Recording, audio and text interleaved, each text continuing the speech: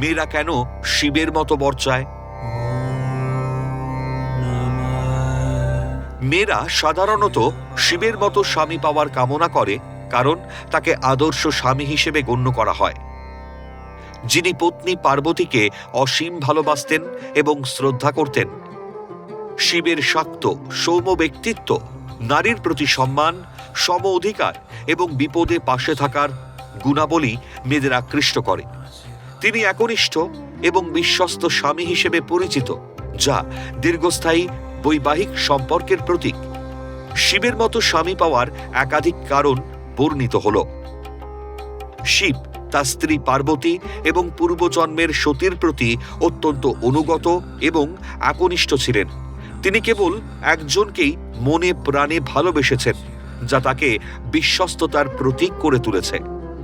শিবের অর্ধনারীশ্বর এই রূপটি নারী ও পুরুষের সমান অধিকার এবং একে অপরের পরিপূরক হওয়ার আদর্শ উদাহরণ। এটি বৈবাহিক জীবনে পারস্পরিক শ্রদ্ধা ও সমতার গুরুত্ব বোঝায়। শিব অত্যন্ত অল্পে সন্তুষ্ট হন বলে তাকে আশুতোষ বলা হয়।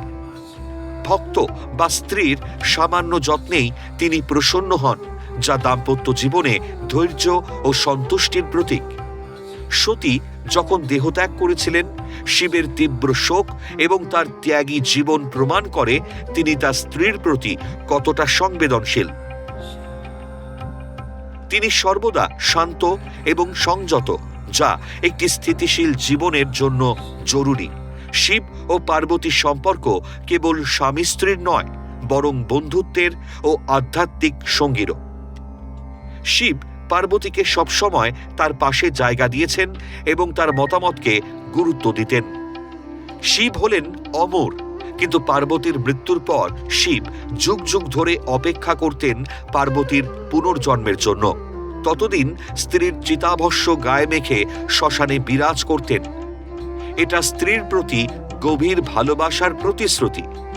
সবচেয়ে গুরুত্বপূর্ণ কারণ হল, পৌরাণিক তথ্যানুসারে একবার দেবরাজ ইন্দ্র স্বর্গে তার রাজসভায় জলসার আয়োজন করেছিলেন।